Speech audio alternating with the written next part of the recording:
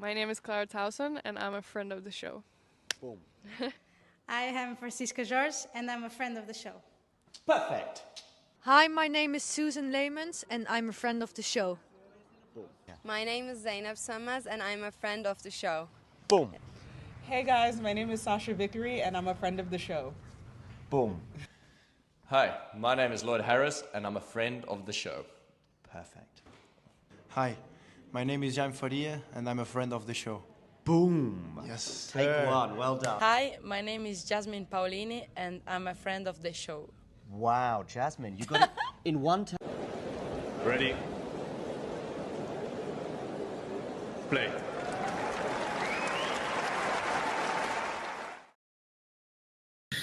Yeah, I think our producer might be like drunk, tired, asleep, or whatever, otherwise unavailable. And I took the liberty of starting us off since we have begun already. Yes, we have. Hello, Fergus. Hello. Eala, Swiatek. I guess the main question is like, how long are we gonna be here for? Is it a 40-minute match, or is it actually something that we will kind of like, get to analyze deeply?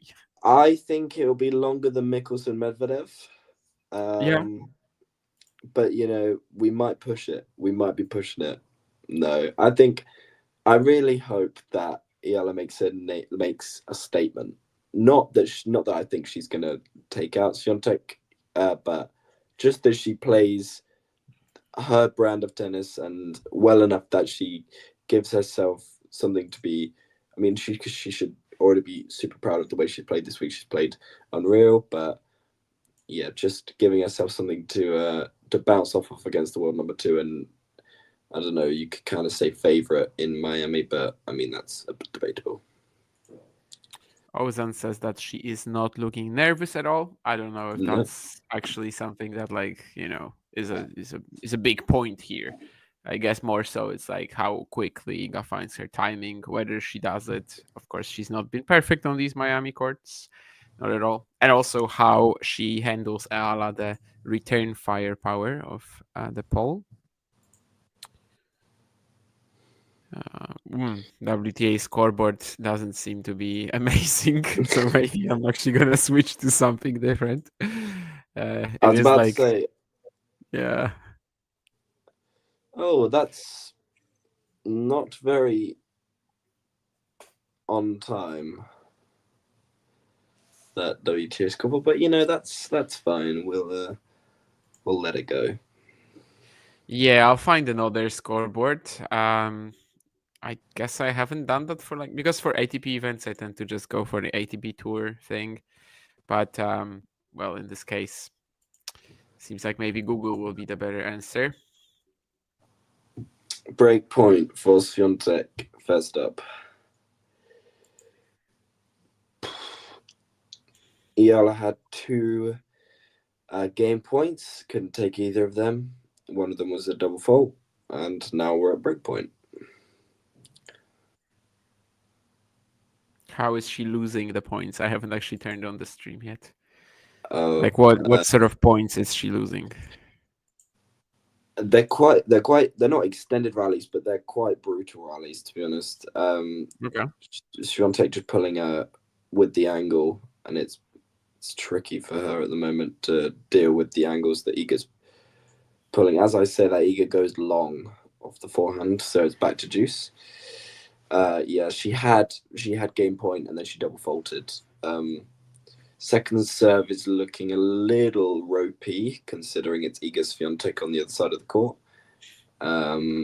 But that's fine.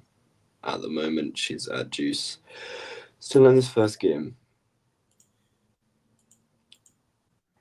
And she's going to be really disappointed with that because Iga went wide off the return.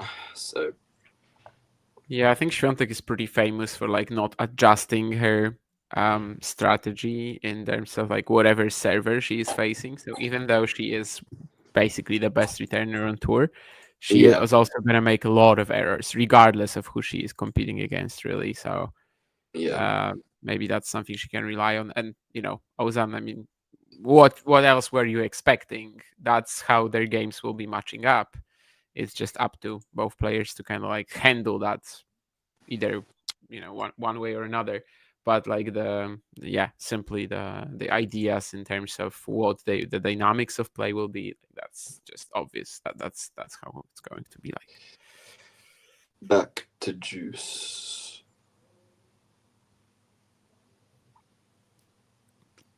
And of course, hello Nurlan. I mean, sorry for not giving you a proper welcome. Hello, Nurlan.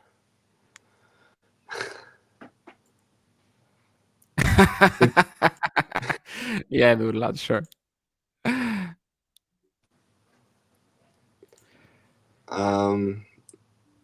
Yeah, okay. Breakpoint again for Swiatek.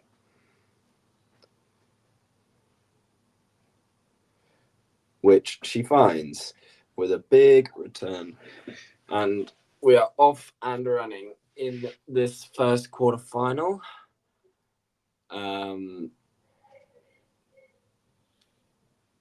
This first quarterfinal? No, this is the third quarterfinal. Yeah, it gets a bit confusing. I have to say I like the Indian Wells setup a little bit more. I think were already, I mean, not you because you weren't part of the team yet, but I think we were just discussing that on Talking Tennis last year too, that Indian Wells just is so much clearer. And also 2 finals on the same day. I like it a lot more. I think that just, Saturday final, you're fine with it if it's a Grand Slam because it's so massive and like, it's good that there's that time to kind of like for the narrative to build up. But I don't care about it at the WTA 1000. I really don't want to be watching 1 match per day or 2 matches if you're also watching the doubles. Early question for you. Would you rather watch the Australian Open final between Sinner the US Open final between Sinner and Alcaraz, or a 175 Challenger final? I mean, if it was let's say a dilemma, as in like I'm watching this or that, I would choose the Challenger final, regardless of who is playing there.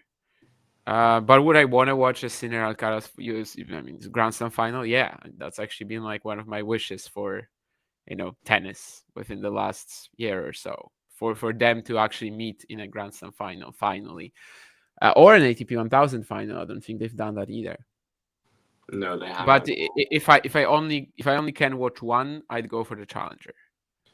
They've only they met in the final of Beijing last year, and then and Umag 250, but not above that, right? Nerland thinks that Raducanu's going to win it all in Miami. Damien's shaking his head just with disgust. No, I mean, just Nurlan doing that for the 100th time is just even a broken clock is right twice a day. It's twice a day. Yeah. Hello, Dave.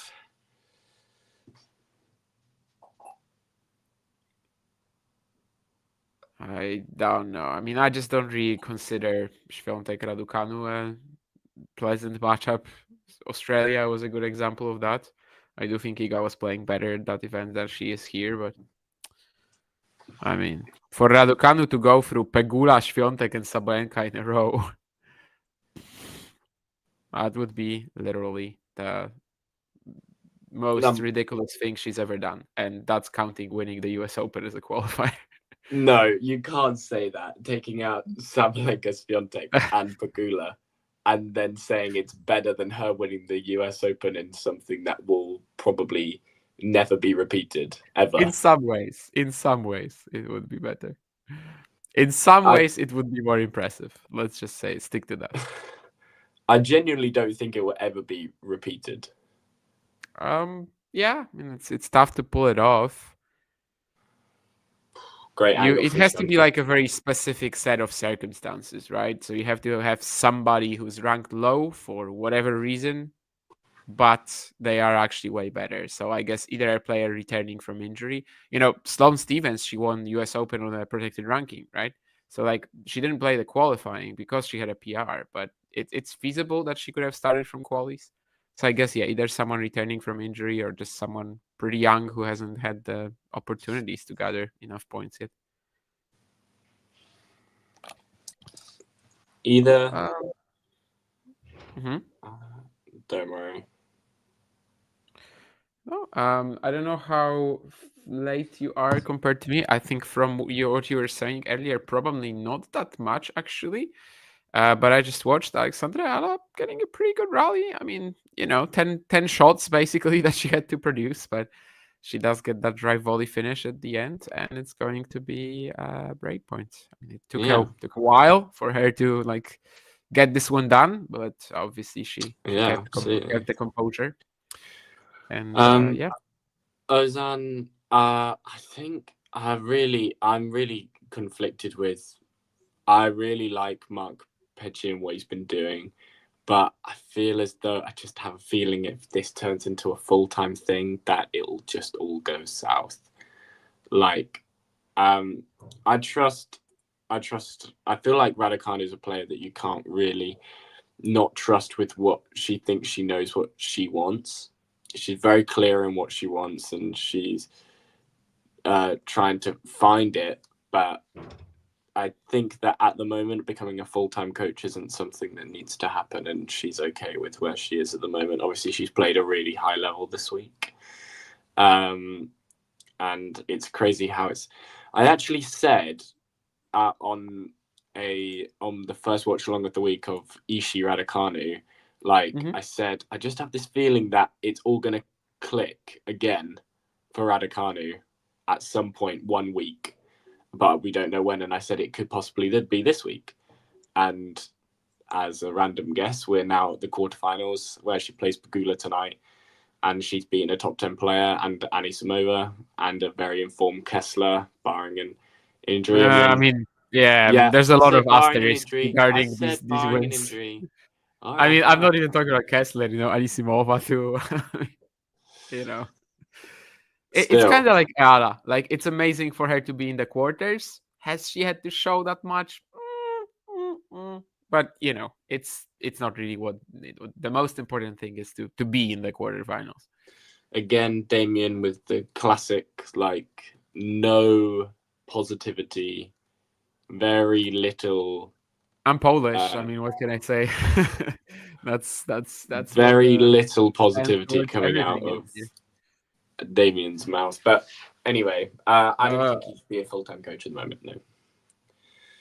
I don't know. I just watched that return from Eala, which is kind of funny. I mean, she basically tried to run around the backhand, and she just hit it 50 kilometers an hour right at Swiatek. Anyway, yeah. I mean, she had a break point, obviously, but that was an unreturned serve at the forehand side, and now Iga has a chance to go 2-love up. Yeah, that was never going to work. How many games will Alexandra Eala win? Maybe we can play that game. I don't want to be that kind of person. I'll give her 4. Yeah, I think 5-6 is doable in the conditions here. Like, if it was a Roland Garros match, probably 1. But in these conditions, I think 5-6 is doable for sure. We'll see. So far, of course, she's had chances to win both games. And in fact, she still hasn't lost the second one. She has not. Double breadstick. That's your prediction, Ozan. I'm surprised. I mean, you should be gunning for Eala to win, and then you can tell me I'm an idiot and stuff like that. But never miss an opportunity to tell Damien he's wrong. Go for it. I mean, I actually haven't watched too much of Eala's run, so I can only really guess. I mean, I've watched some highlights, but I more or less know what Madison Keys and Elena Ostapenko play like. That's for sure. And well, it's somewhat obvious that they are even more all or nothing than Swiatek. In fact, way more all or nothing than Swiatek, which is kind of the big issue here. But we will have another point.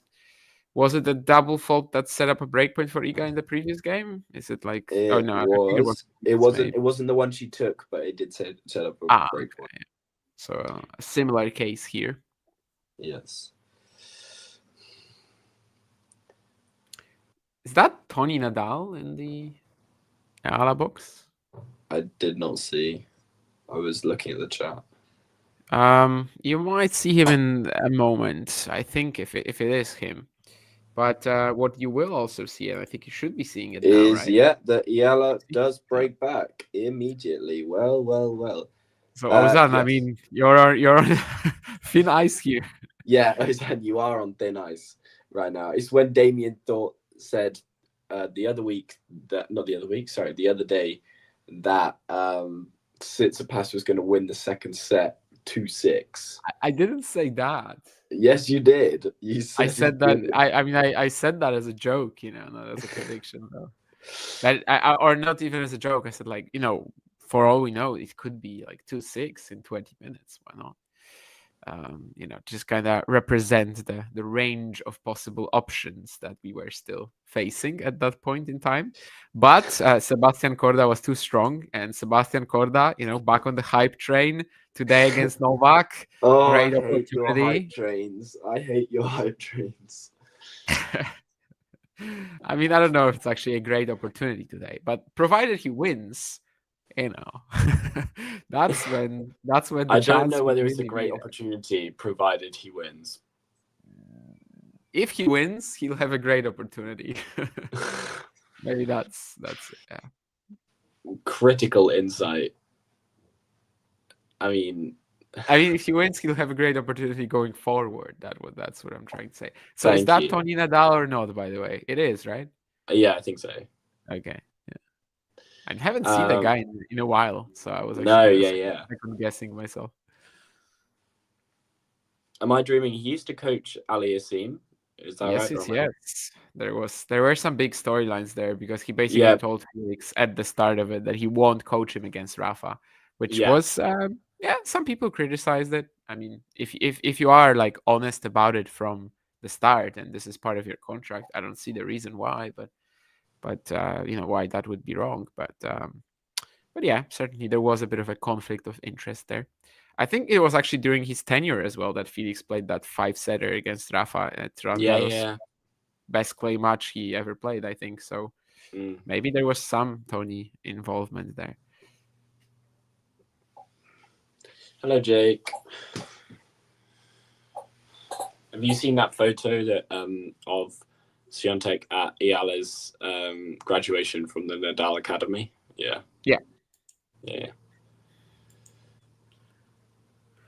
I remember Iga being there for the graduation. Didn't really remember who exactly graduated that year, but it's great hustle from Eala.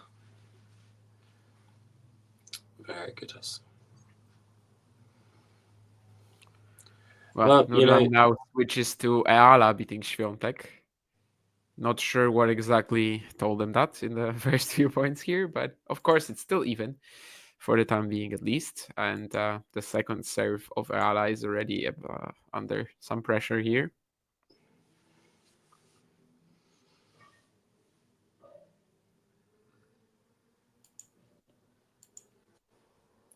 We're averaging games at about 7.5 minutes currently, with it being 20 minutes on the clock, and we're not even finished the third game. I mean, Swiatek has zero chance to beat Pegula. But you said earlier that Raducanu is going to beat Pegula, so... Matthew, yes, but that's not how it works. That's not what you're thinking about. Like, if you're just training at the Nadal Academy, you're not gonna be graduating. But like, that's where Eala went to high school. That's why we are talking about a graduation. So if your high school is Rafa Nadal Academy, then yes, you will be graduating. Do you think that Iga starts playing more nervy tennis towards the end of this tournament? Is she pressing too hard to get a tournament win? I mean, she's definitely been horrible under pressure recently. Well, she has to be pushed first, or like she has to be, involved in one of these really tricky scenarios, right? But yeah, I mean, if someone does apply that pressure, we might see it. Not sure if it's more like the end of the tournament or just generally of late. She's been very agitated but Eala does get the third game, by the way. So 2-up indeed.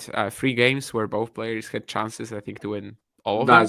That's really that's not good returning from Iga at all. I mean, Yeah, that's she is like that's 3 return misses in a row from Iga into the net, and it's not like Eala has like a booming serve. It's not like it's Sabalenka down the other side of the court. But that's the thing, right? That we mentioned earlier, that like Iga just does not adjust her returning whatsoever. No. And on the one hand, you can say, yeah, she has like 50% return games won or something like that. But yeah, also sometimes against players like Gala, I mean, why go for the kill shot every single time? But Vansh, our friend, asked her a question regarding her returning during this Miami Open, since he's there. And well, her answer kind of suggested that she is not really looking for an opportunity to change anything in matchups like this. Like basically, she was just like, if I fall back a bit, I'm giving them more time. Of course, it's all about finding the right balance, but well, it's clear that this sort of returning style, a la Caroline Garcia, it's good, but it's just hit or miss, right? And there's definitely an easier way in matchups like this, I think. Yeah, absolutely. I mean, there's always a challenge of two players trying to feel each other out in the first 4 or 5 games, trying to see what they're actually playing up against.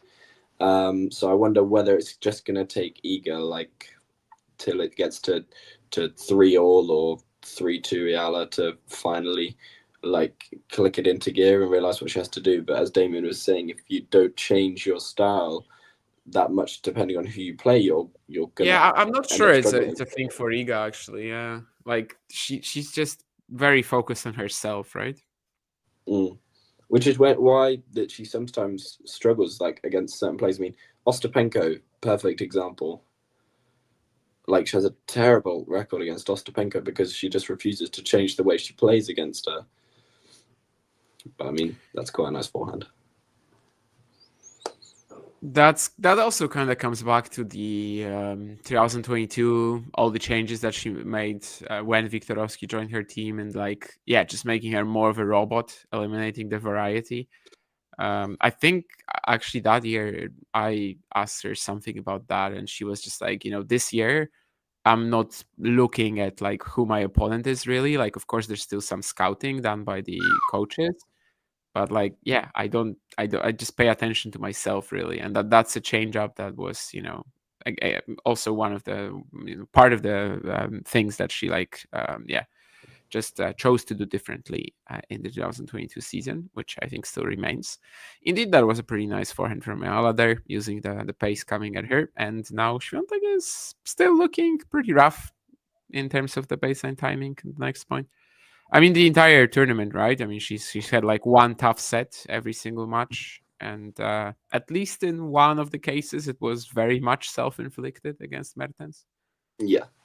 I mean, yeah, it just wasn't ideal from her. She's really.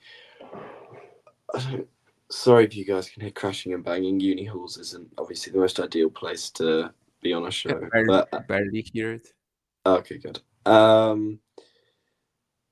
It's yes, Swiatek's not obviously made. Swiatek hasn't won anything since Roland Garros, and that's obviously something that she'll want to change.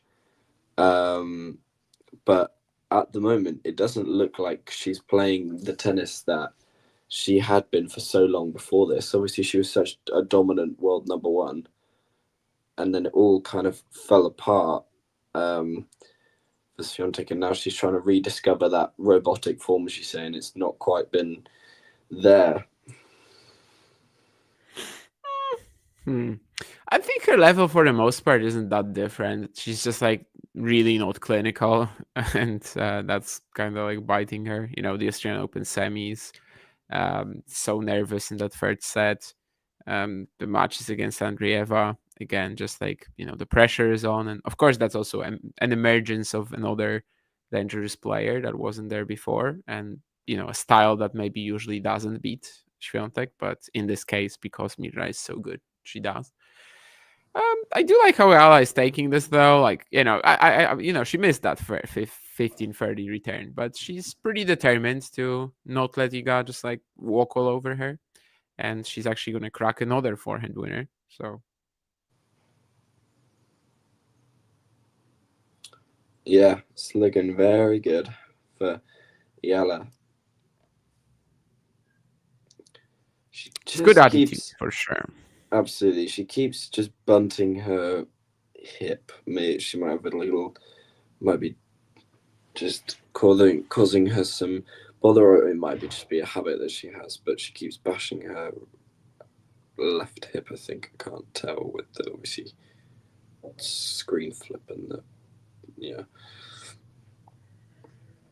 Well, she does we're have definitely not going to be here just for 40 minutes. That's for sure. No, we're all not. These Otherwise, games are so long. Yeah, otherwise the rest of this match is gonna last 13 minutes. So I feel as though we might be here for a bit longer. Maybe actually Iga will have to make some adjustments and start thinking a little, because now I don't remember who was it, if it was Dave or Brazy. It was definitely one of the American followers we have, but during the Fonseca Umber match, or maybe Fonseca Draper, we were talking a bit about like playing a lefty as if you're playing a righty, and Iga is doing that exactly in this game. At this point you're probably watching just now, Yeah, she's the forehand, yeah. not ready. She's like literally not ready for an aggressive shot coming from that wing, which from a righty would not be possible. Yeah, I mean, it has been. It's strange because this is the first time I think I've seen Iga. Well, obviously, this game has so long to go in it, and it's still very open-ended. It's known on the tour that those really, really big hitters can trouble Swiatek. She struggles when there's a lot of pace on the ball, which is why she's so good on the clay. And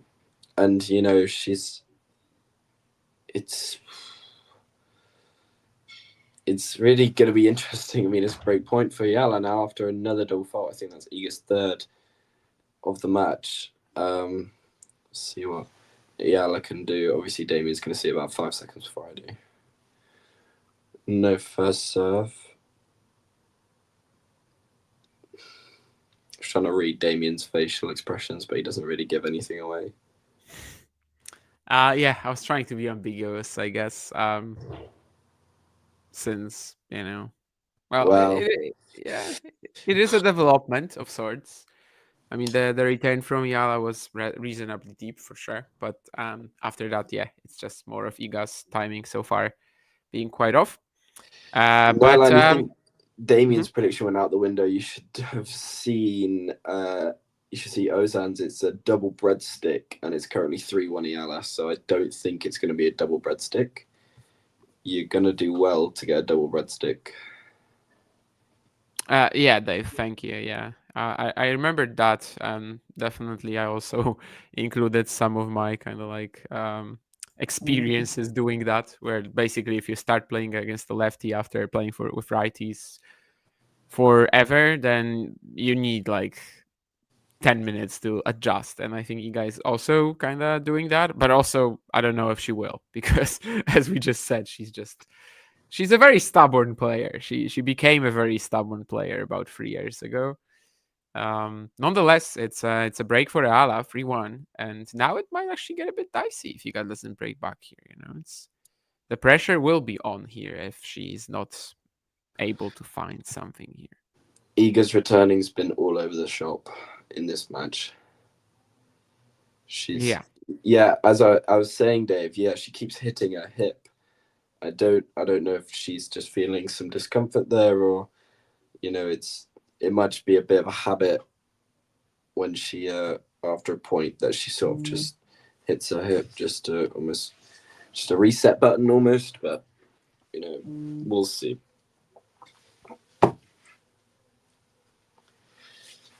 Hello, Sean. Yeah. How are you doing?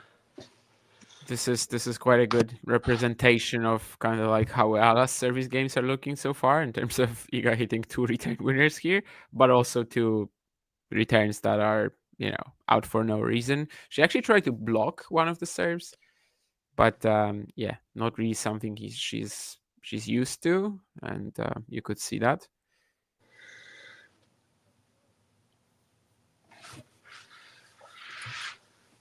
Still a chance here for Swiatek to break back in this first set. Yeah, I thought she'd been doing that all tournament. I was just curious to see if any one of you were gonna call me up on it.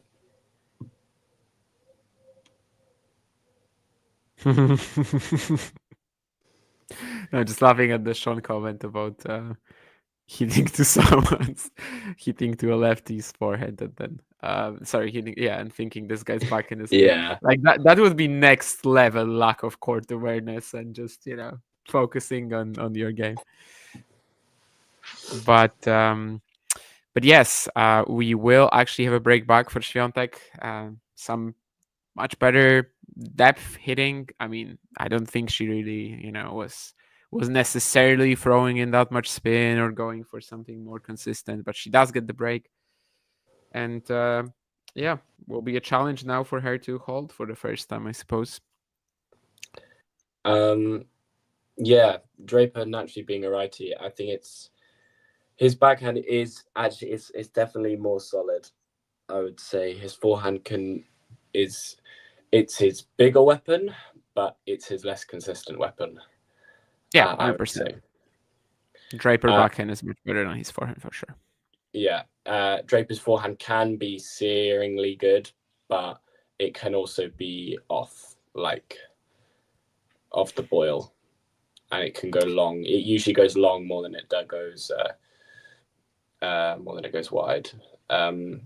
If Keen is here, then he's definitely going to say something about that, because he's always like, how is it possible that people have better backhands than forehands? Some people, Alexandra Zverev is a perfect example.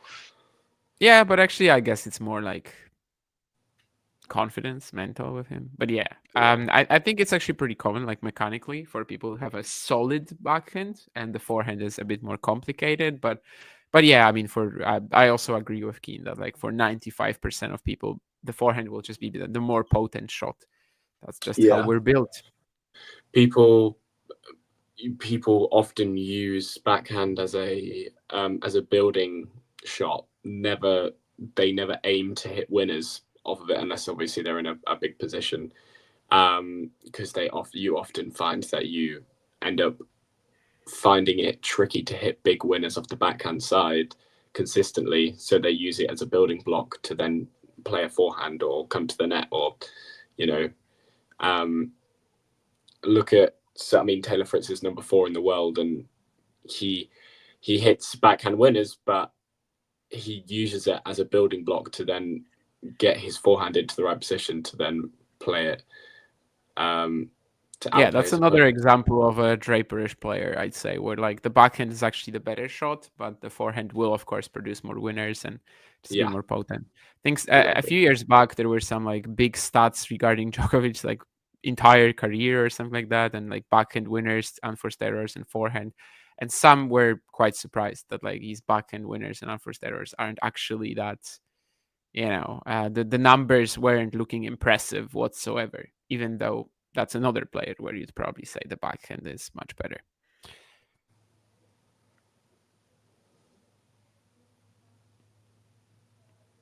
I think it's way better to play with a spinny forehand and flat backhand. But is it actually, can't you do both?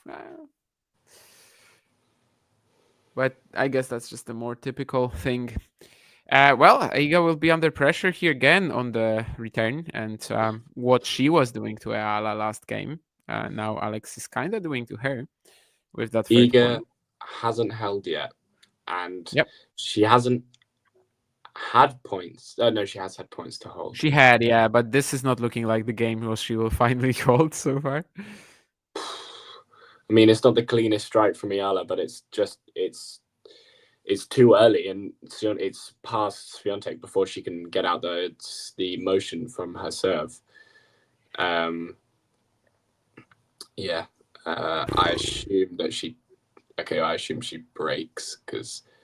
I mean, yeah, but see how she breaks. Is it a double? It's a double, isn't it? No, it's not a double. It's actually. Yeah, I mean the second serve of Swiatek, she's just taking it, half volleying it basically, and Yeah. Iga And has it's 0 time to return to position. easy break. That's a really easy break for Eala. I'd say throw in the towel service game from Swiatek right there. Yeah, it kind of. I mean, 4-2 now. Obviously, it puts a lot of pressure on Iga to like basically do the same to Eala now. But she's also missing like 50% of her returns, so it's not that easy to It's do the either same. return winner or long.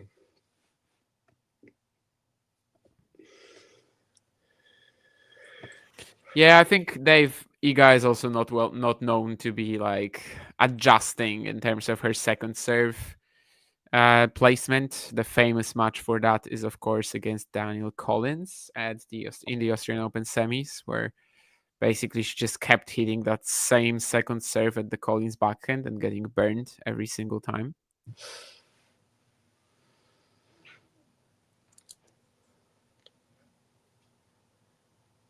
And yeah, I mean, either Swiatek is not returning it into the court, or Eala is actually pretty aggressive, takes these forehands early, they're super flat. There's not much that Iga can do here. And it's gonna be last 10 points. I mean, she's won the last 7 points. That's basically where we can stop that. We'll go back to the second game of this match where you guys were saying how most of Eala's points were eager unforced errors.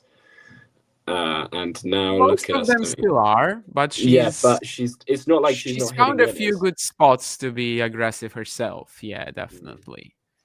And it's all working out too. Like anytime she's redirecting that forehand down the line, it's always spot on so far. Yeah, she isn't. Eala isn't missing at the moment. I mean, that is a clinical service game from the 19-year-old. I mean, 5-2 against the world number 2. And Swiatek has some thinking to do. I mean, 3 opportunities now for Eala to take this first set. Yes, Nurlan, my prediction of 5-6 games for Eala is definitely looking rough right now. I think Fergus was giving her 4. Ozan was giving her 2. Was I wrong about Eala, Ozan? I mean, I still don't think this is a game that's going to like win big titles, but she's obviously doing pretty well so far with what she has. Been very efficient at all of these aggressive redirections, and Swiatek's returning is, and her second serve too. I mean, it's just there to be taken, and she's doing a very good job, Eala, at just cutting it early and just basically taking it as early as possible, as you probably shouldn't be able to do against most players. But she is heavily abusing it so far. 5-2 up. You look at both of their second serves. I mean, both of them aren't putting it in with much on it. It's not like it's a potent second serve like a Sabalenka second serve. And yet Eala's taking it super early, landing it 95% of the time, causing big issues for Swiatek. And Swiatek's taking the second serve, and I mean, she's missing. She's just missing. Some comment here is broken for me. Can you see that about prioritizing singles? The Corda one. Okay, I don't see it. Yeah, you can't see something it. broken Corda pulled out of the doubles. I wonder if that is to protect his wrist or because he just wants to prioritize singles. Not a good look for those that constantly want more singles players in the doubles. Okay. Yeah, I mean, Corda Thompson, though, they had a massive run in Indian Wells. They won Madrid last year, wasn't it? So I think that, Sebi is kind of fine in the department of like saving doubles, even though that actually doesn't save doubles whatsoever. I mean, obviously, singles players, we can see it all the time that they just don't actually improve the ratings whatsoever. And I think he is trying to prioritize the singles, yes. Besides, he had some moments yesterday against Monfils when he was shaking that wrist. So You have to remember that Korda's still on the comeback train after playing so little tennis in the last 6 months or 8 months, that he's just trying to make sure he's fit and healthy to consistently be at this level, and maybe just not playing 2 matches a day, is the way to do it. You don't want to. I don't think you should be blamed for that whatsoever. Like it's the reality of things, you know. If you are deeper in the singles event, it's perfectly fine for you to drop. That wasn't the. That was a good drop shot from Eala. Good chance, good opportunity to use it. But Iga's she's just in the. I don't know how to describe it. She's usually Iga's right there on top of those. She's really quick around the courts, but Korda off guard. That was unintentional. Korda off guard, yeah. She was actually pushed behind the baseline a bit, but I'm not sure if it was more struggling with the spin, or she just kind of lost her balance. But certainly was a great moment for Eala to play the drop shot. Next point is pretty rough too. It's a deep shot from Eala, but obviously, 30, guys. 30 all. Eala 2 points away from taking this first set. Still no holds, by the way. And when she was 30 love up, it seemed like she will at least put the pressure on Eala. But now we are kind of more in the territory of, throw the first set into the bin and try to go for the second one. Yeah. Which we are firmly in that territory. Set point for Eala. After, how many people? Damien doesn't underestimate people. Damien just is Damien. I just estimate people. Yeah. Damien doesn't give a yes or a no. He gives a... Yeah. As I said a couple streams ago, I was on here and I was with our producer and Damien, and I said, Damien just loves to... what a fantastic set of tennis from Eala. Yeah. As she takes it 6-2. Swiatek just... Yeah, she's definitely done, well in being like aggressive in spots, taking the second serve returns of Swiatek early, second serves of Swiatek early. I think the last point very nicely also, just shows you what happened in this set. Iga just missing her forehand by like a mile for absolutely no reason. But yeah, now basically that's what we mentioned earlier. Like she just threw that first set into the bin and has to regroup, which of course in her case will mean that she will go to the toilet now. And yeah, we'll see if she comes back a changed woman or not.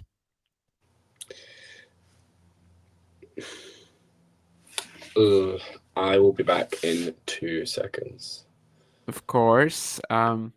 Yeah, that estimate thing, that kind of made me think of The Office, if you guys know that quote from, of course, Michael, when I think he says, like, maybe next time you will estimate me, in contrast to underestimate, which, of course, isn't exactly how it's supposed to be. I think it's to Jan, but I'm not positive.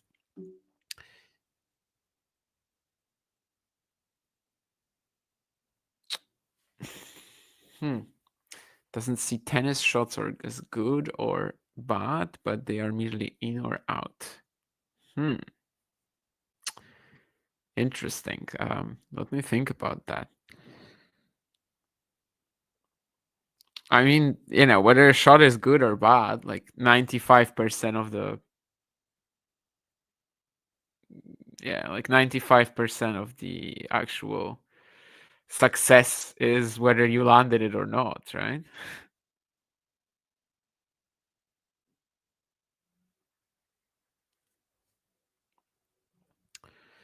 Yeah, it feels like a bit of a different match for sure in regards to Keys or Ostapenko, because they're such all or nothing players. And at least on paper, Swiatek has enough like quality on her shots, enough spin, enough shape she can play the ball with to basically allow her to get more of a foothold on this matchup. But of course, so far she's not doing that whatsoever. So I guess that's the main thing is, are we going to see it or not? Are we going to see Iga adjusting maybe the return position, maybe the way that she's even like approaching the rallies, and herself trying to get a bit more spin in and not just letting Eala somewhat bully her with that heavy lefty topspin? Is Eala like a lefty Pegula? In what way? That she hits pretty flat?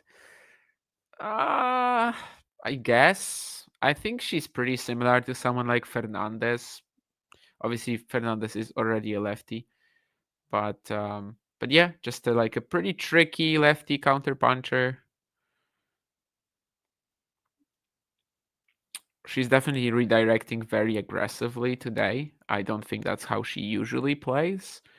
But maybe that's also another thing that Iga can work on, right? I mean, just throw in a bit more height and not allow her to get that ball, which she's clearly so comfortable with. Yeah, I mean, just one set away, Ozan, and you saw the effort from Iga here, like how mentally she was just kind of gone again. Basically, when the 2-4 game was, well, when she got broken to love, she was kind of gone mentally. So yeah, at this point in time, I'm not willing to say that Iga is the favorite anymore, because a lot still depends on her. I mean, I don't doubt that, but mentally, I just don't know if I trust her right now. I think this is a point that I made to Vansh on the Iga and Carlos podcast recently, but like last year, if we just sort of got these matches against Osaka and Sabalenka now in the clay season, you know which matches I mean: Osaka, Roland Garros, Sabalenka, Madrid. I don't think she's winning them. She's definitely like not performing like this under pressure, and yeah, the trust is really not there. When I miss a shot, it was bad, but without feelings, it's just out. If I hit a shot winner, it's a good shot, but without feeling, it's just in. No, I'm probably not quite like that. I don't think.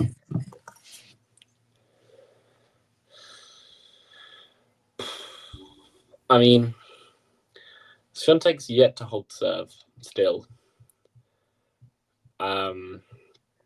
So, you know, Eala serving first in this second is, I mean, it's kind of critical almost.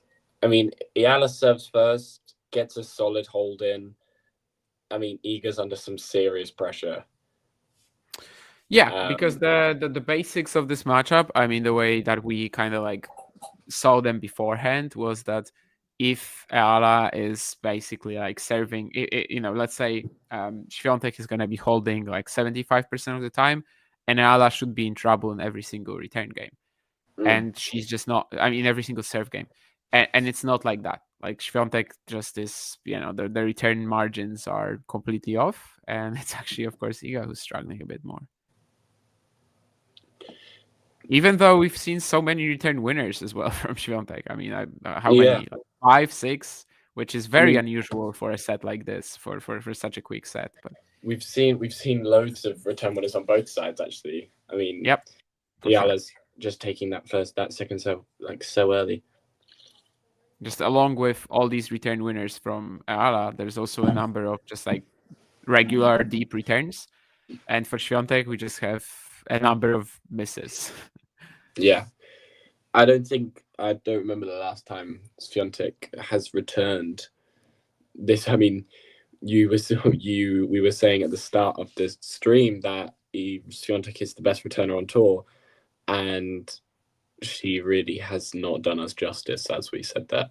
Anyone that's I was just mentioning the stats, right? Like no, yeah. Statistically, she obviously, is. But she is, but like she hasn't been today. Yeah, I mean, obviously her stats on return aren't amazing today. Actually, they still might be around 50%, funnily enough, which is enough to get you at the top.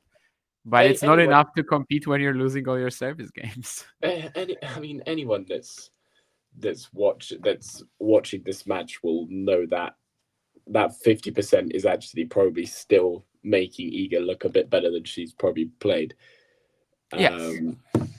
Like this, it's really not a strong game from Swiatek. We're gonna, I mean, that's a pretty good forehand from Eala. Yeah, kind of returning towards to how the most of the first set games look like as well. Like you've got two return. Oh, sorry, I kind of spoiled it for you, but you've got two return winners from Swiatek, and these are the points she won. Whereas all the other ones, she's just losing. And I think earlier there was some mention in the chat about the right hip for Swiatek, and not that she is struggling with it, but just like the spin into that corner, she's not really handling that. She was super off on one of these backhands earlier. I think it was the second point of the game. And yeah, once more, we just have a game where it's either a return winner or a lost point. And this is as much as the return winners are great. This is something that she'll want to snap in half. Why can't I get the word? This sequence. She wants to snap this pattern and sequence. It's so funny because we were talking about this the entire first set. You're gonna see in a second.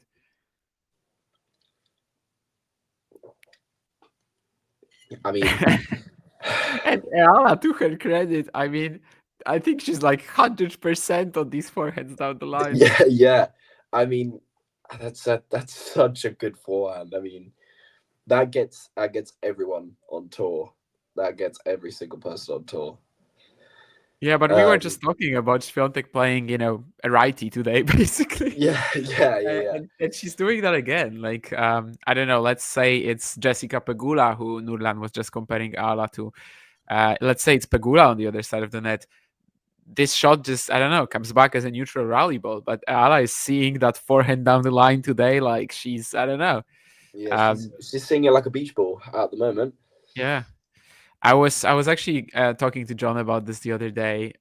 What word do people usually use in this comparison? So like seeing it like a and you used beach ball, which is interesting. Beach ball is the one that I use because I play a lot of cricket as well. So we say I'm seeing it like a beach ball out there. Like I think watermelon is something I've seen too. Watermelon, really? Yeah, but there's no like one that is mostly used in tennis terms, though, right? Like there's no fixed expression in there, really. People just say they're seeing it big. Don't they? You see the ball very big. I think it was the Fonseca Umber stream where I was trying to find it because, well, he was seeing the ball there. Like I don't know, what, but he definitely was just basically doing everything right. 80% of the time, Fonseca is seeing it pretty whatever because he just goes for it. Okay, Matthew, thank you for this info. I mean, I think both me and Fergus are probably watching on mute, so that is going to be, well, I mean, that's very obvious, but it might not be very obvious to Iga. Yeah, I never watch on stream with sound. I'm always on mute. Yeah, me neither. John was saying the other day how he likes watching tennis with no commentary, which is I don't know. I don't mind. Depends. It depends who's playing actually. Who, what am I doing at the same time? Like, is there music on? Yeah. Am I watching like another video at the same time? Am I watching another match at the same time? Maybe that's also interesting. But generally, it's a little bit easier to like keep your attention if the sound is on, if the commentary is on. Obviously, now that we are kind of like doing the commentary for ourselves, it's a bit different. It's not easy for me to stay on target. But yeah, sometimes a match with no commentary and especially no sound, it might be a little different. But I mean, obviously, in all of these discussions, choice is the best. Like if you get to choose, then everybody just gets to do whatever they want. Everybody wins. Yeah. Well, maybe one of the best shots that Iga has hit all match, that backhand down the line. That backhand down the line, yeah, was very, very nice. But I mean, still not out of the game. Still needs to. Very interesting next point though. Like just like the mechanics, let's say, of it, because you guys really struggling with these shots. Seemingly not that much, just like lefty spin on her backhand, but she's just completely off balance again. Somewhat similar to the second point of the previous game. Swiatek very frustrated at the moment. And it's very reminiscent of Andreeva last week, where she obviously Has Iga played any lefties recently?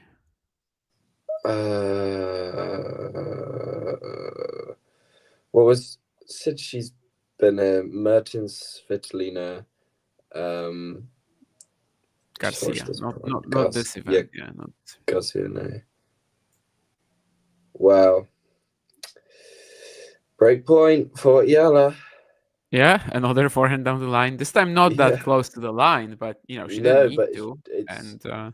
It is like that. It's like she's genuinely like copy and pasted that Rafa forehand, real lasso on the wrist, and it's really got it going.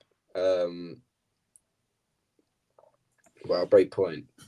Damien making faces at the camera, so something's happened. It has.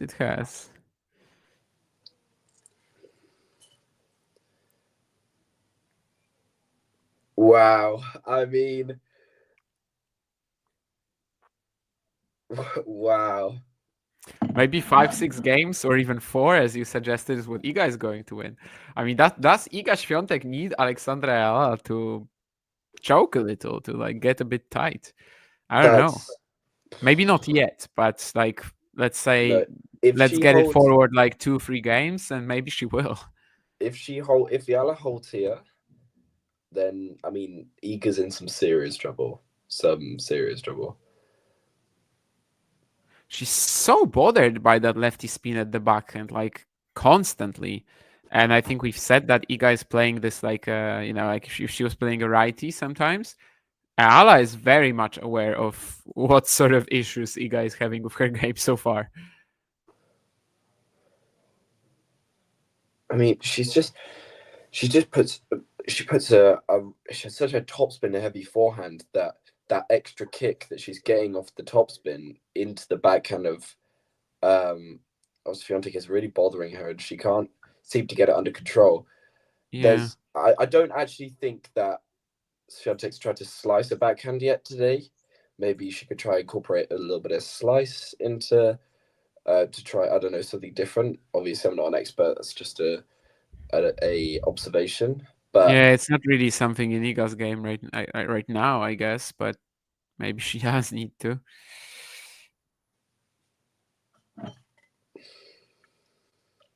I mean, she's just so off balance on all these shots. It's pretty fascinating. Actually, yeah, and against lefties, I just checked. The last loss for Swiatek was Haddad Maya in 2022. But she also hasn't played a lefty since July, since the Olympics. Haddad Maya was her last. Wow.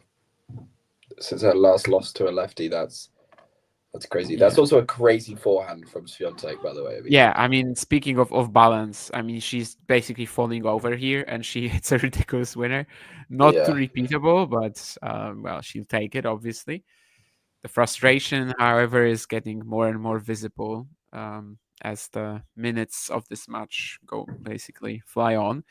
Yeah, she hasn't played the lefty in forever, but obviously that's not something that I'm like trying to excuse her performance with. It's just kind of fascinating. She's struggling so much against seemingly, nothing, like sure, Eala is definitely playing her forehand well, but it's more the down the line killers that have been impressive. But yeah, typically like any heavy topspin shot into the Iga backhand today is a struggle for the Pole, which I don't think we've ever really seen. I remember there were days when like for a while she didn't play any heavy topspin lefty player, and I was thinking, maybe Bernarda Pera can trouble her, and then no, she didn't.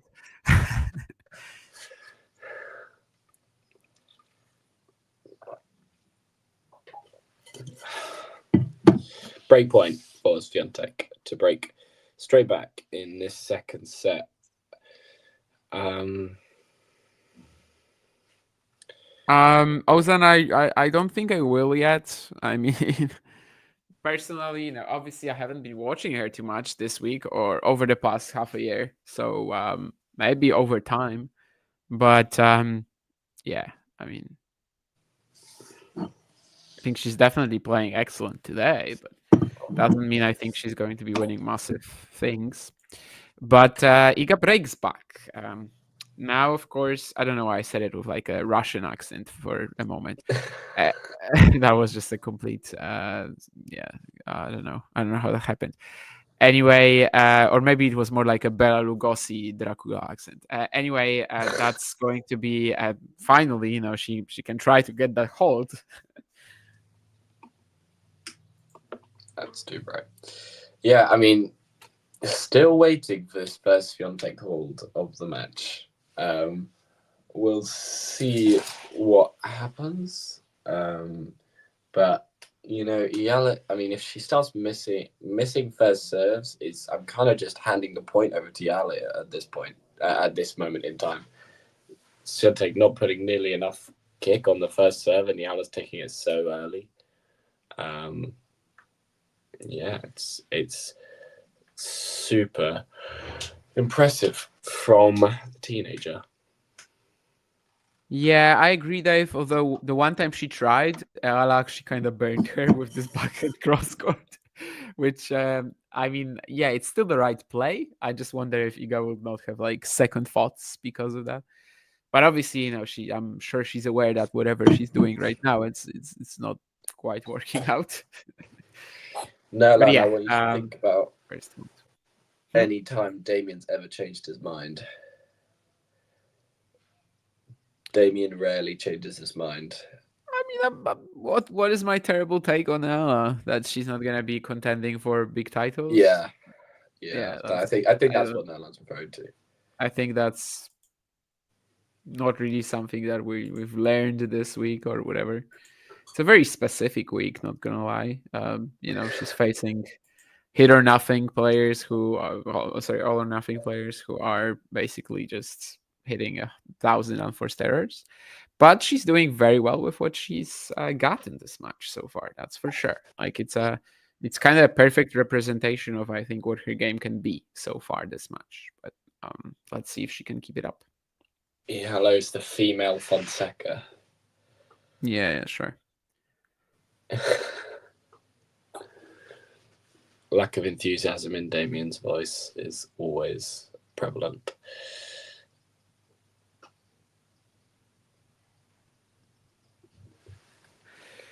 Yeah, I think Dave, she has a slider as well. Like in Dubai, she was using it, for example. But then whenever the pressure was back on, she was just back to the basics, to the natural, to whatever she's familiar with. And I guess that's also part of the reasons why, yeah, she just hasn't been clinical of late. 2 aces here, back to back. After a double fault. If you want to hold finally, like, that's the way to go. Maybe to win this match, Iga Świątek just needs to become Hubert Hurkacz. I guess that would kind of work. Like, a Hubert Hurkacz-like player right now would beat Eala because he would serve like this and also just be very consistent on the ground. But of course, I don't know if we really have a Hubert Hurkacz-like player on the WTA tour. Yeah, I don't think there is a Hubert Hurkacz like WTA player. Serve bots aren't even like, it's There tough to find a serve bot. Yeah, Alicia Parks maybe, but then she's also super aggressive. Yeah. I mean, I was about to say you'll do well to find proper serve bots on the WTA tour.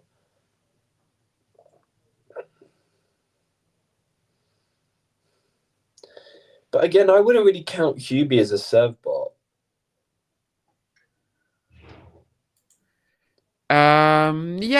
I mean, depends on your version of understanding of the word. Like the definition of it, I think varies between people.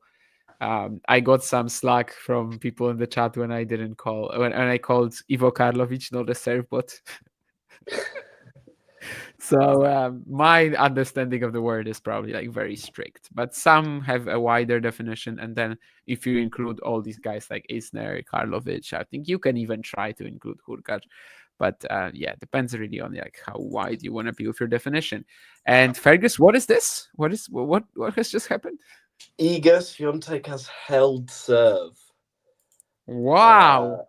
For the Impressive. first time in this match, we had made it to 12 games in the match, and that is on the 12th game, Iga Swiatek held serve.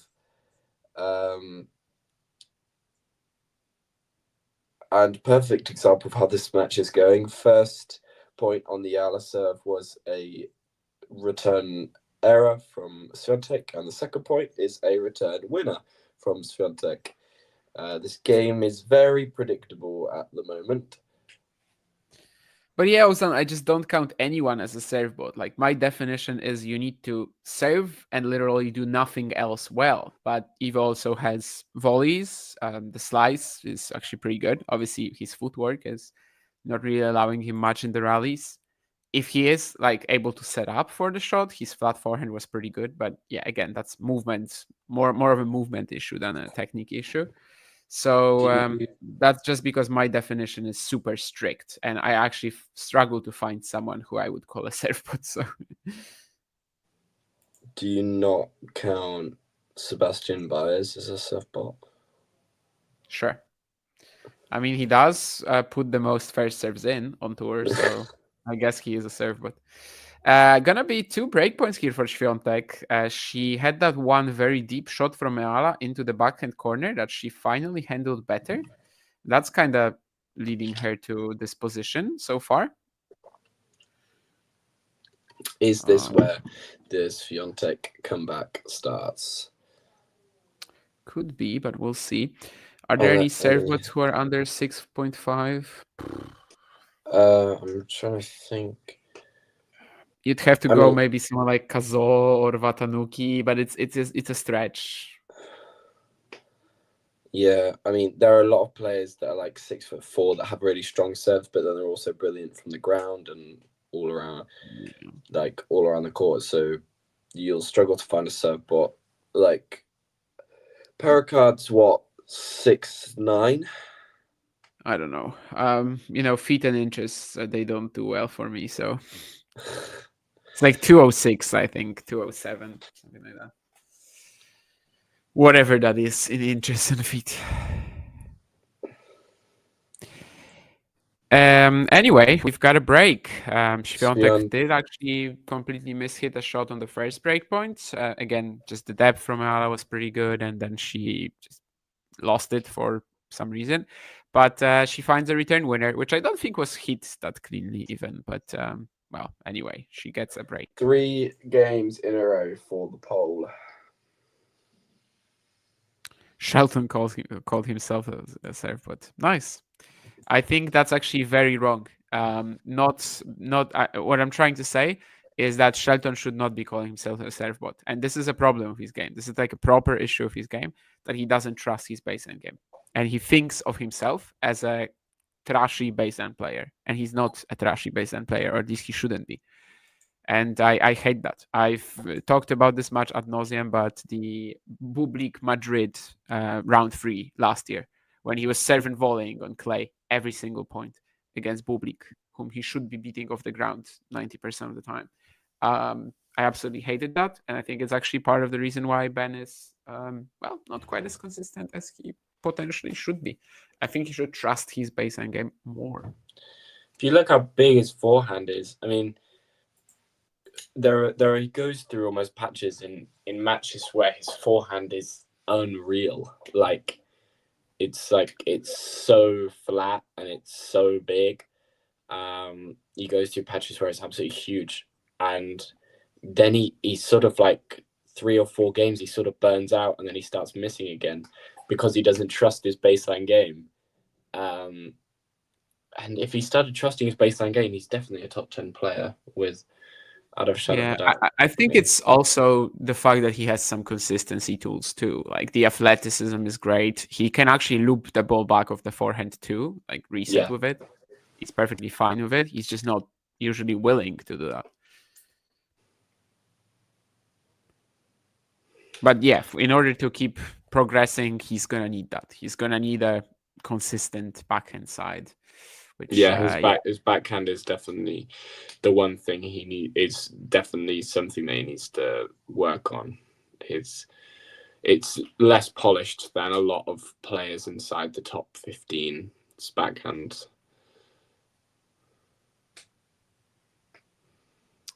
And then when Coleman Wong swoops in, apparently not the boyfriend of Alexandra Eala, as she has said in a press conference that they are just friends.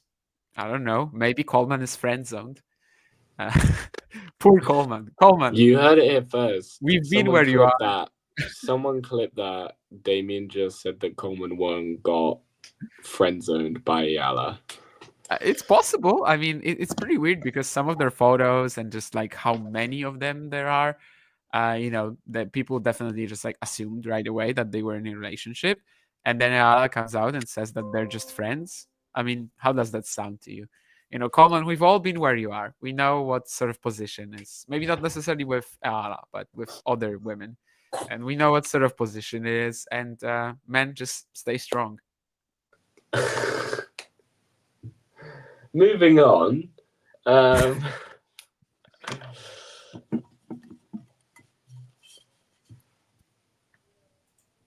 wouldn't say rushes too much on the backhand side. I just think it isn't as consistent as he'd like it to be.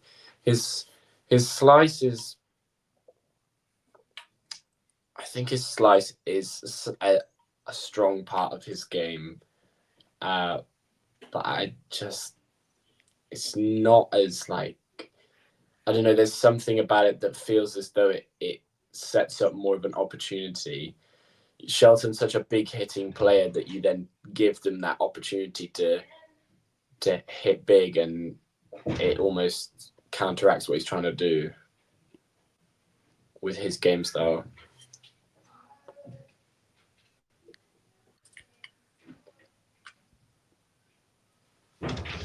Well, Eager not out of this game. 30 all. For me, it's probably 40-30 or 30-40 for Damien, but it's 30 all. Not quite yet. Okay. I think your stream is pretty fast today. Like, I don't feel like I'm that far ahead. The other day I was doing Fonseca ADM with John, and it was pretty difficult. Like, his stream was so far behind, and he also turned on the sound on his stream, so like you could hear it in the background. And I don't know, I was just really struggling to find moments to like chime in. Yeah. Also, I was very tired. It was like 2 a.m. or even 3 a.m. by the end of it. So there were just a lot of factors. But apparently the people still enjoyed the stream. I think Jake even texted me after it that he like really, really liked it or something like that. So, well, that's good that you guys didn't feel it, but I certainly felt like very out of place on that stream, which wasn't John's fault. It's just... I don't know. There were a few factors, basically. Well, still not out of this game. Juice for Swiatek. She has really struggled on serve today. Just the one game held and the one game that hasn't gone to Juice. Well, I mean, yeah, this is again gone to Juice on her serve at 3-2. I mean, if Eala breaks back here, I mean, Damien making a disgusted face like something. No, I'm just reading this Nurlan comment and just started thinking about it. It wasn't related to any point. No. It's just Nurlan being Nurlan. I'm just not gonna respond. Yeah, I mean, where's the game points? I don't think confidence is that much like related to friend zoning. You can definitely friend zone, like everybody can friend zone if you're not interested. I don't know if I've ever friend zoned somebody. I've definitely declined before, but I think these women actually started to be didn't want to be my friends after that. Shelton dating Dennis Rodman's daughter. I didn't know that. Yeah, that's What a been all over legend social Dennis media. Rodman How did is. you not know that, Damien? That's literally been all over social media. Okay. Yeah, I didn't see that. You did say on your last stream that you are old, as in with social media. Yeah, I mean, I only use Twitter, and also I have it on the following setting, if you know what I mean. Yeah. Oh, Yeah, I mean, so maybe that's why. that return from Eager just kind of just sums up today. Yeah, at least now she can afford it, maybe. Maybe. Very tentatively can afford it, but what I'm trying to say is that I don't think she can, but in her head she might feel like now it's okay to like keep going and just keep trying to rip it. Yeah. More of a window to work with at the moment. Yes.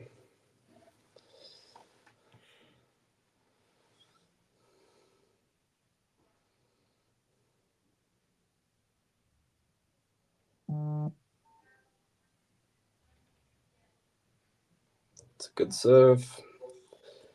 Well, Eala looking like she's still going to keep the pressure on Swiatek here. She's racing through this service game. Our producer is here. Yes, Eager's fine. Yes. So were you asleep or were you just like gone? You know, did you know that you were gonna be late for the stream, or did something unexpected happen? I'd like to know. Tell me, Eala win or not? What is your prediction? Oh, Jesus. I mean, it's 4-3 now. Let's say this: if Iga wins the next game, I think she's going to turn it around. I genuinely thought you were going to say if Eala wins this set, then I think Eala will win.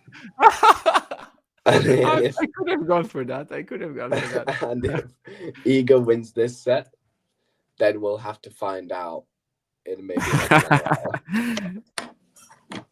I genuinely thought you were going to say that. You might expect this, Nurlan, but my position is, as usual. I mean, I don't really care. Yeah, Damien doesn't care. This isn't a challenger. So exactly, just don't care. This just, it isn't Brandon Holt versus Coleman Wong in a challenger in the depths of India. Like we just Damien just doesn't care. But he's doing it because he's committed to the tennis grind. Absolutely. Yeah, I mean, definitely some big stories out of this match already. Like I'm excited to talk about this match, whatever the result is, with Vansh later after Miami, and just like on Twitter or whatever. But so yeah, I don't regret showing up on the stream. That's for sure. Since thanks for not leaving me by myself. It's an interesting affair. This could be very different. It could just be me just talking to probably Nerlan, Ozan, and Dave this whole time. Sorry for spoiling the party for ya boys. That's okay. I mean, John did kind of push for it, so it's his fault if anything. No, I mean, actually, maybe he kind of didn't, because he said something like he gave me a way out. I think he said that I'm guessing you neither have the desire nor the time to join Fergus for Alex Iga. But I think he was probably thinking that I was going to be like out or something like that, which I wasn't. Desire, yeah, I still didn't really have it. But since most of the interesting action in Girona was already gone, I was like, yeah, sure, I could join. I'm also convinced that you had a feeling that this wouldn't last as long as it has. Oh yeah, for sure. Yeah. I was expecting to be here, like, let's say, for max an hour and a half. So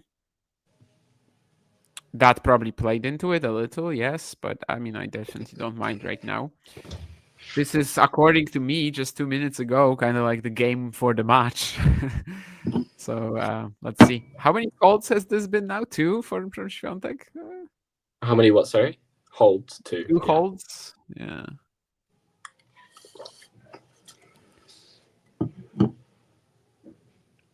Now we kind of learn whether she could afford that previous game where, again, she was just like trying to go very bullish on return and not I'm really not doing sure whether much. going for broke was the right idea at 4-2. I guess Eager with the confidence that she has as a player, thinking, okay, get the break, another double break here, 5-2, sell it out, 6-2, 6-2, 6-2, 2-6, and let's go into the third set clean slate. But now things are looking more interesting. Yeah. Damien with his prediction of if Eager wins this next game, then she'll turn it around, is looking a bit less convincing at this current moment. Very less convincing now that she double faults. Thankfully I didn't give you the other, like, what if Iga loses the game? I didn't say who was gonna win then. So at least I'm safe. It's a reasonably safe thing. Yeah. But the which, double as fault I say, here, is classic Damien. No real change there. Whoever wins the set that will. double fault here just really kind of shows us that no, it was not okay to play that previous game like that, as you are still clearly pretty nervous and you are afraid of what Eala will do if you're second serve. Rightfully so. Why is Nick not streaming these days? I think he's very caught up at work at the moment. Is my last interpretation of why Nick is not streaming these days. Yeah, watch-alongs, I think Nick hasn't been doing too many recently in general. I mean, during the week, Nick is usually unavailable, maybe on the weekend a little bit, but of course he's still doing the weekly shows. If Iga can win the next 2 sets, she should win this match. I was just about to say that. That's what Damien is thinking right now. Not wrong.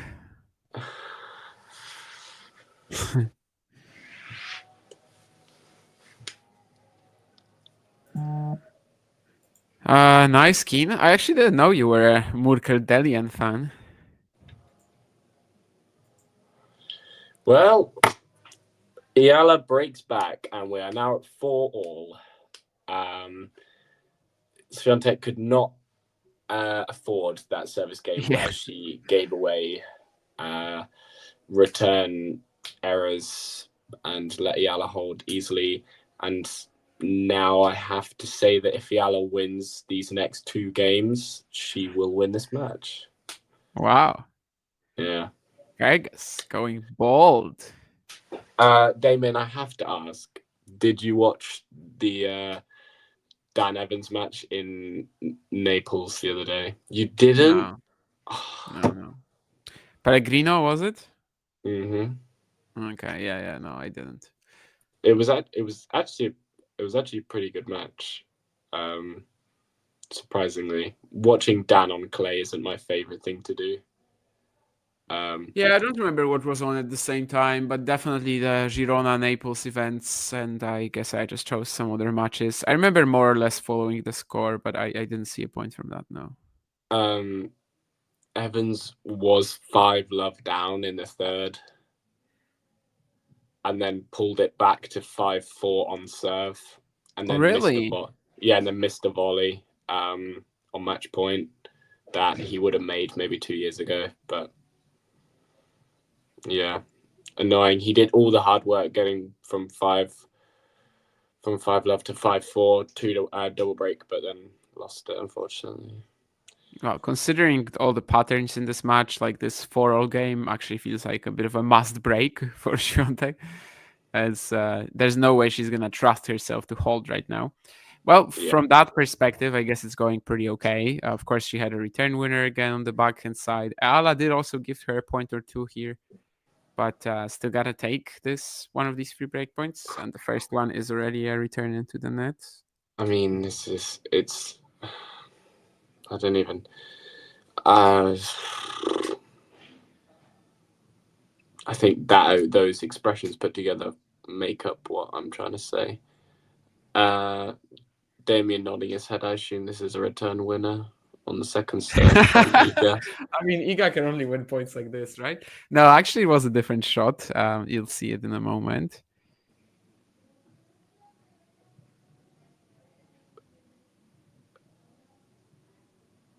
Yeah, nice. Iga does break, so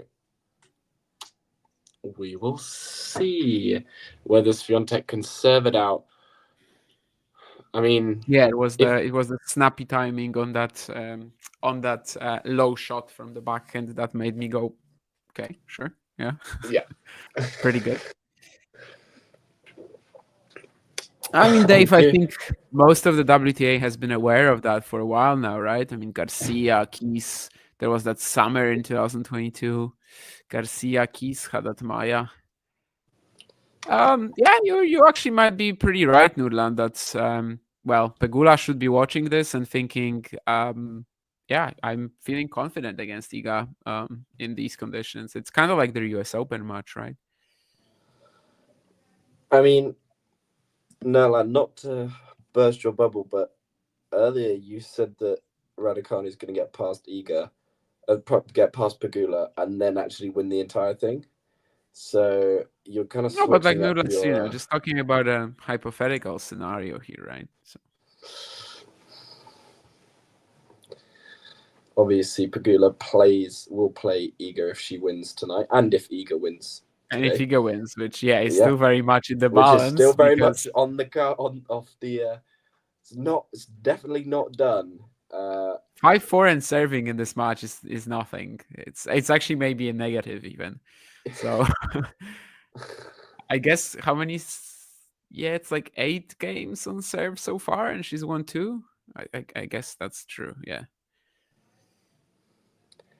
Just the 2 holds in her 7 games that she's produced so far. I mean, for someone with the like Iga Swiatek, the world number 2, that's not something that you want to be.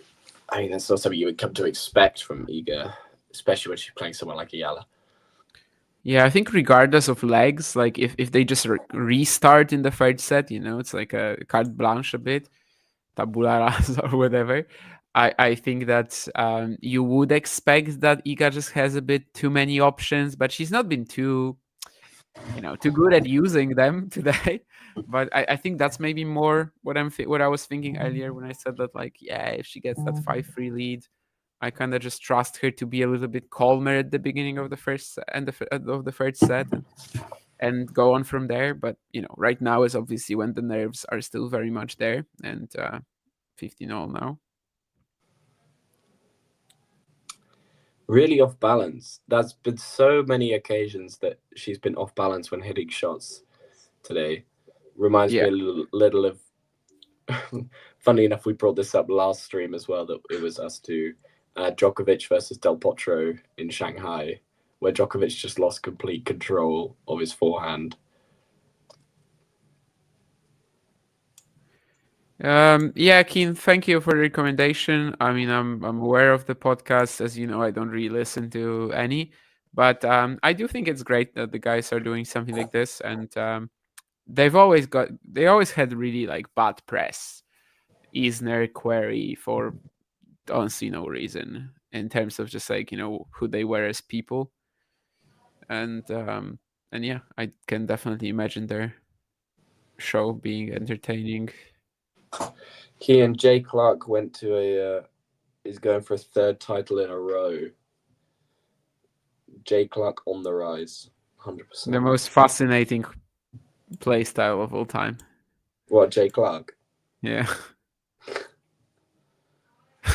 Keen is also laughing about it for sure because, well, Nick Chappelle, Jay Clark. That is a match.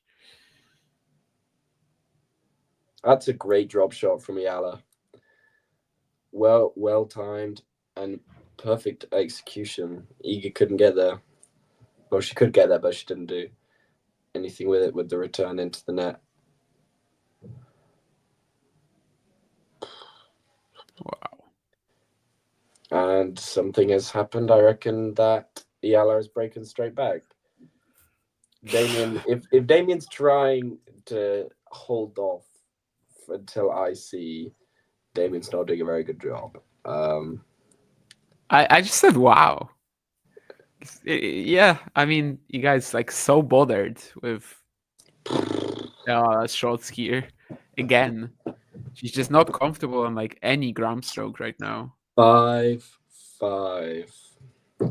Yeah, I'm not sure there's a ground stroke right now where I'm like, yeah, this is what Iga likes. This is what she's good on. You know, Eala has these forehands down the line. Eala has these backhands at the middle, and like you basically know that she's gonna land them. And Iga, every single shot, you're just like, oh, actually, she's probably just gonna like lose her balance again. Nerlan J. Clark is the world 247, I think 247. 153 career high, I think. So yeah, 153. God knows how. Again, zero positivity from no, I mean, Damien. You know, Jay Clark, he's always done a very good job scheduling himself and winning some of the weaker challengers around the world. I mean, the title he got in Mexico a couple of years back when his game was already like going down a little, and he just goes to Mexico and wins over 38-year-old Menendez Maceiras in the final. He might have been like 36 or 35, but I'm probably just like overplaying it a bit. Anyway, yeah, I mean, obviously, the moment he drops to ITFs, that kind of game is actually very valuable. Just, good, heavy lefty topspin, very consistent, very grindy, very physical. So not surprised that he's winning a ton now. Nick Chappelle is like a weaker version of this game. So that match that Keen mentioned, yeah, I'm sure it wasn't too enjoyable, at least for my preferences. I think with more than 7 breaks, Iga's had 5, and Eala's had 6, maybe. So yeah, it's Yeah, you are impulsive sometimes, Keen, but I think in this case it's pretty obvious. I was right. Finally. What, on Paul Jupp? For once, yeah. You haven't given up on Arthur Ferry, though? No, I haven't given up on Arthur Ferry. Or, well, you can't even give up on Janus Monday because he's just starting. You could. I mean, how long have we been aware of him? Like, what, 2 years or something like that?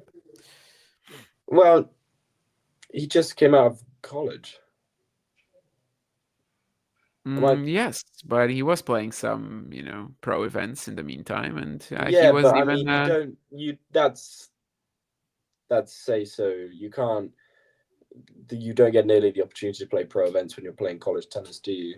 No, but like you could give up on him in the sense that you would enjoy his game and you'd think he's probably going to be amazing, but then you, for some reason, tend to stop. Anyway, never mind. Yeah. Yes, so we actually will have a 6-5, and I mean, yeah, Iga serving at 5-6 in this match. You gotta like chances to break. Yeah, I'm kind of liking Eala's chances to win this match right now. I think if Eala wins this next game, she'll win the match. And that's pretty much all I got. Wow. Would you listen to a Greg Rusetsky and Ken Skapsky podcast? Well, I assume Ken Skupsky is Neil Skupsky's dad. Brother. Oh, brother. Okay. Yeah, they played with each other for years. Okay, Greg is obviously former British #1, former world #4, also a Masters winner. So I do know Canadian. I do know who they are, yeah. But no, I wouldn't really like to. I'm not really a podcast person, to be honest. This doesn't count. This is a show, not a podcast. And you're not listening to it. True. Yes, they do play pro events during the summer. I'm so excited to see Charlie Robertson play as many pro events as possible this summer. Damien is going to come up with some convoluted reason why I shouldn't be watching Charlie Robertson. But is Charlie in college now? I wasn't even. Yeah, he's in college, American college. Yeah. I think is it Wakefield's? Wakefield's. I can't remember. There, They won there is the indoor. something like that. Wake. They won the tennis. indoor. They won the indoor championships. Robertson, like he played. He was. I think he was 3 seed for them. Ah, right. Yeah, I saw some clips from that. Sure, you're right. Yeah. Forgot about it. Anyway, 5-6. Iga Świątek serving. Oh my. The entire country of Poland is like, we lost Magdalinette yesterday. You're about Now, to be. Iga You might be Świątek. about to hit with a double whammy. I want you to try really hard, Damien, not to express emotion until Sure. I do. Thanks. Oh. No, that was just me being stupid. I don't know if it's Wake Forest. It's something along those lines. No, Wake Forest is a thing for sure. Yeah. Yeah. I thought so. Borna Goyo look up played Charlie for Wake Robertson Forest, College. I think. Look up Charlie Robertson College. It'll come up. I just can't remember off the top of my head what it's called. It's like Nottingham Forest, but it's Wake. Sure. Yeah. It's woke. It's woke, yeah. It's such a woke forest. Anyway.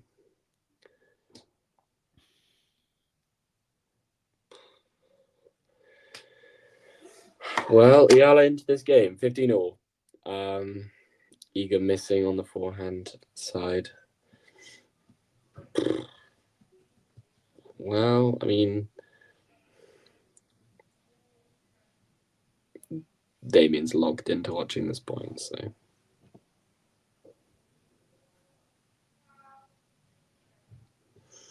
Miss on the first serve from Iga. We know what that means.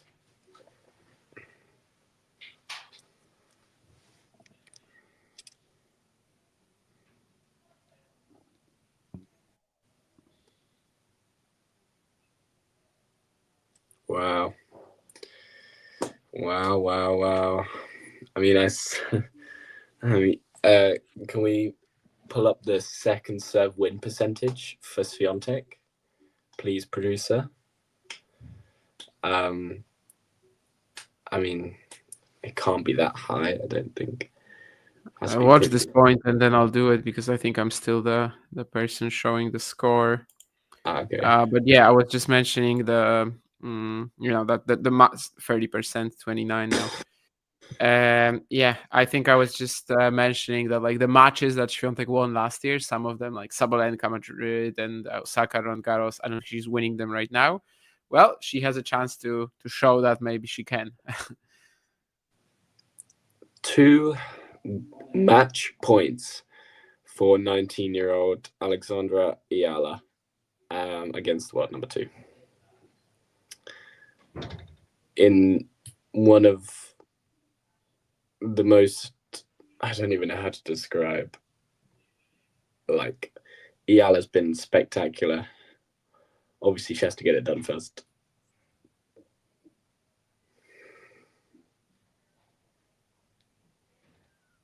First serve missed.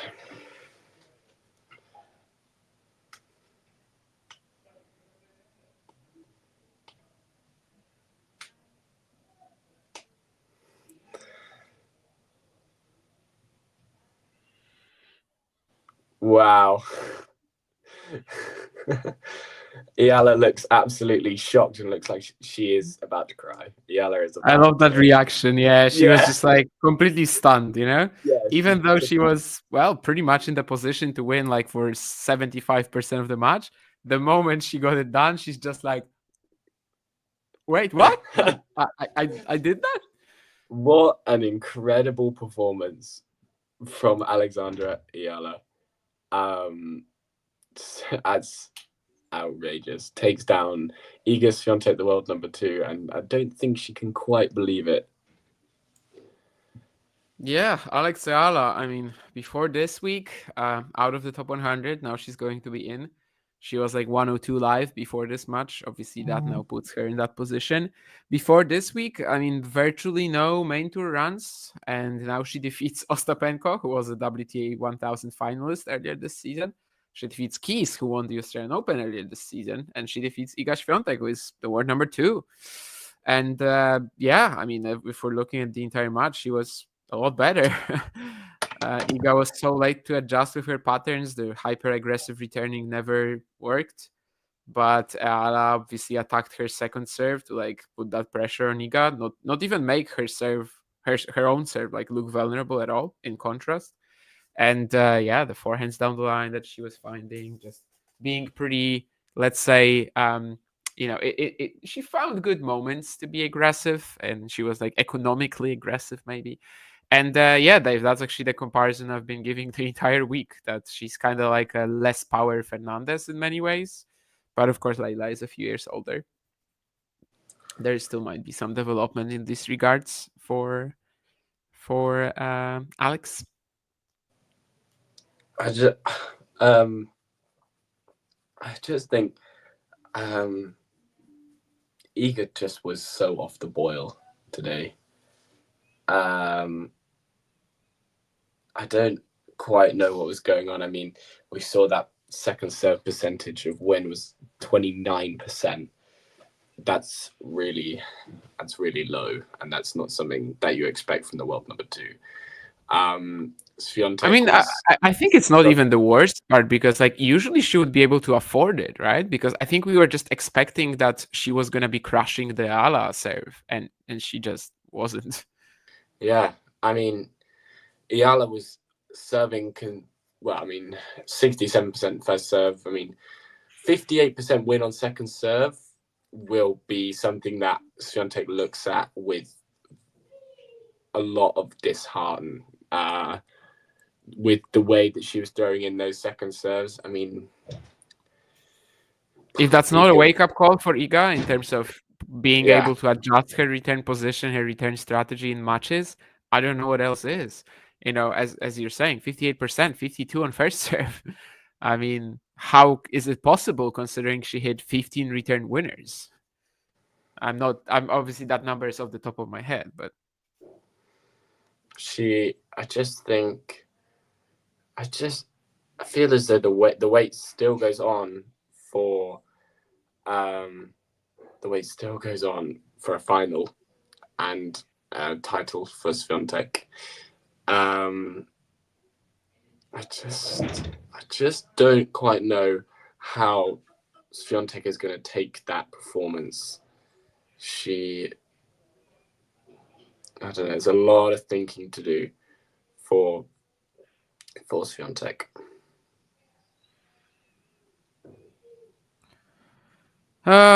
Brush it off and all about the beautiful red stuff, sort of, but it just puts more pressure again on the clay season, right? I know that's always been the case really for Iga ever since she won Roland Garros for the first time. But that just basically means that from here, any poor result on clay is like a tragedy for her. And we'll have Stuttgart, we'll have maybe the Beijing King Cup, we'll see, but we'll definitely have Stuttgart, we'll definitely have Madrid and Rome on her schedule. And last year she was winning Madrid, Rome, and Roland Garros consecutively. So it just basically means that there's no margin for error right now. If you win Miami or Indian Wells, you can afford to drop like 1,000 here or there, right? I mean, who cares then if you lose in the Rome quarters? It's not that important. Roland Garros, I guess, was always going to be like a major target on her mind, but now it's just it's greater that the pressure is on, and we'll see if she can deal with that, because in terms of nerves right now, she's just not handling anything on the court well. No, she's not. We will see. All will be revealed in about 2 months, 3 months. But I just think today, Eala was superb on return. She took nearly all of her chances, 8 out of 10 break points. She was dominant on return, which is something that Iga got eagered. She was all over the second serve, and that forehand was on fire today. And I mean, it's actually win on second serve percentage down to 27% because obviously the last 2 points were taken into account as well. Yeah, it could be a huge mental battle now this clay season for Iga, and we'll see if she can reset. She's obviously got a little bit of a break now before she has to go on the clay in Stuttgart and Billie Jean King Cup. Billie Jean King Cup can kind of be a reset button for her, I guess. Trying to reset on the main tour before she has I to think she come should back. play. Yeah, I mean it's a Yeah. good warm up for Stuttgart because we basically made the surface, the same technology, same courts as in Stuttgart. So because of that, I think she should play the Drinking Cup. Yeah, I agree. Especially as now, yeah, it can just kind of give her some confidence, I guess. Not that the opponents would be easy. I mean, if she plays, it's basically Bencic and Svitolina. So, I mean, there you go. What are you gonna do? Bencic and Svitolina are definitely not two people that aren't walkovers.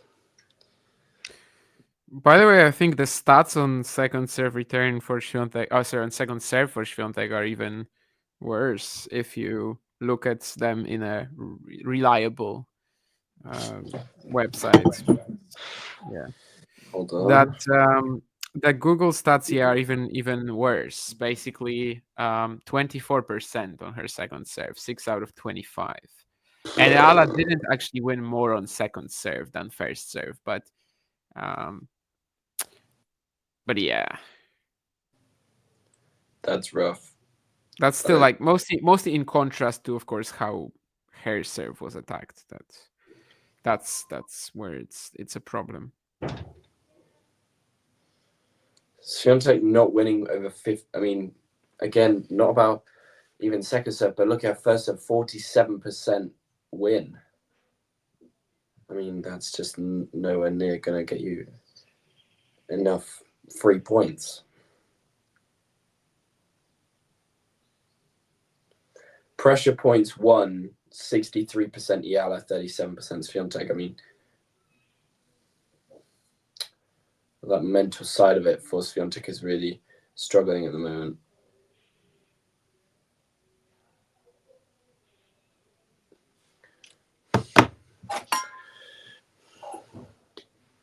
Hello, Lexi. I hope you enjoyed the match. Somebody said at least Iga won more games than Keys.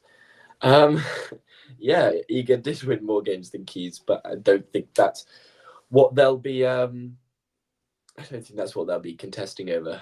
Who won more games against Alexandra or Eala in a week's time?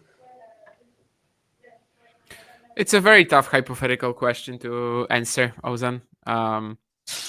Pretty difficult, I think, because how much can you actually improve your serve if you're like, this size and at this stage of your development too, which is like not super early in your career, but of course still quite early.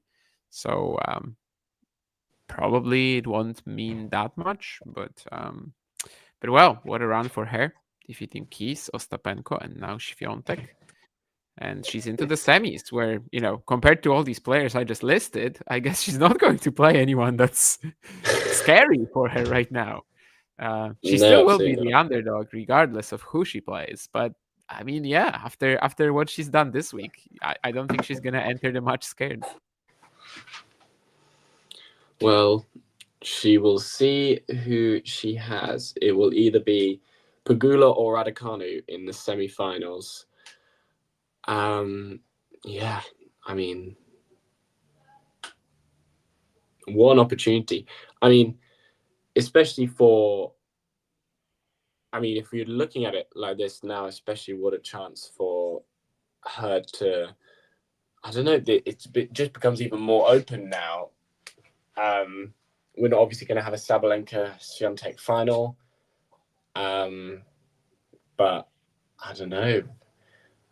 I mean, Pegula out of those three, Pegula is still the favorite, I'd say. But, far, far stranger things have happened on a tennis court for them, Pegula, to make the final. But we will find out very shortly. The Raducanu Pegula match starts, and I probably estimate around 4 hours time.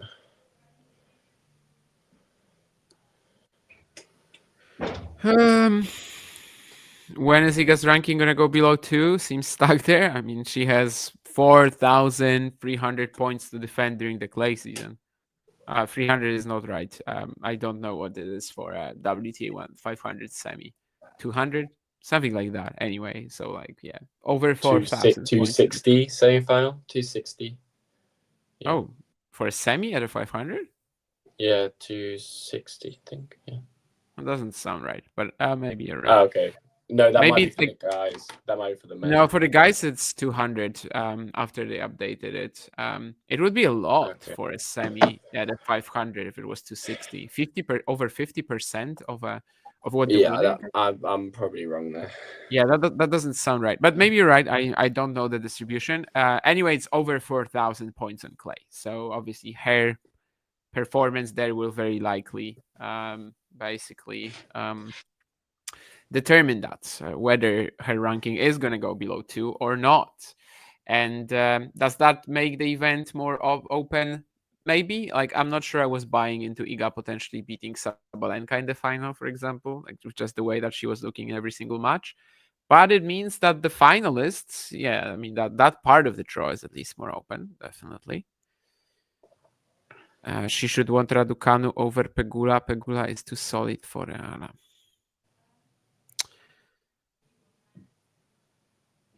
Yeah, I'm not sure who she would prefer, to be honest. I don't think she'd mind either, to be honest. She's just trying to play her own sort of brand of tennis, and she's playing really well at the moment.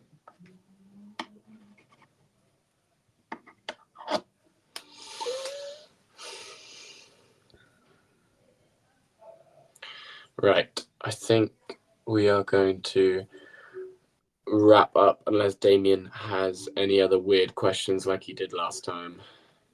Yeah, I remember something, but no, probably not this time. Yeah, I'm kind of just like struggling to gather my thoughts. I forgot for a reason that for a moment that we were still on stream. I forgot what I was gonna do after the match. That's because we've had quite a seismic result here, and of course there's still more to come from Miami today. There's three more matches. Well, I think you might be forgetting one more on the women's. Yeah. On Stadium, there's 3 more matches on Stadium.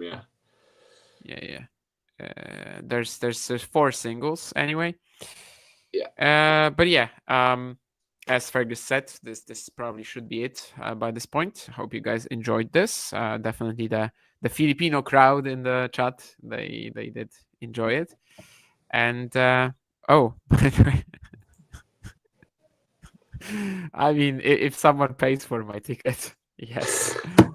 Again, the word challenger comes up and Damien is there. I mean, of course, I had to talk about that. Yeah. Anyway, yes.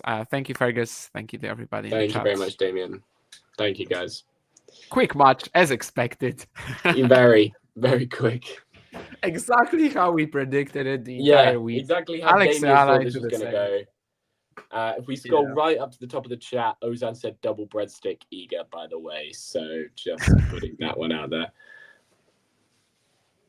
Yeah. All right. So once more, thank you, and we'll see you some other time. Keep tuning into the channel as content, and you're going to be able to see some good stuff. Hopefully, I will play you that outro with John Silk as usual, just so that you see him once more. And yeah. If you enjoyed this video, make sure you hit that like button. Don't forget to subscribe and click that notification bell so you don't miss out on all things tennis.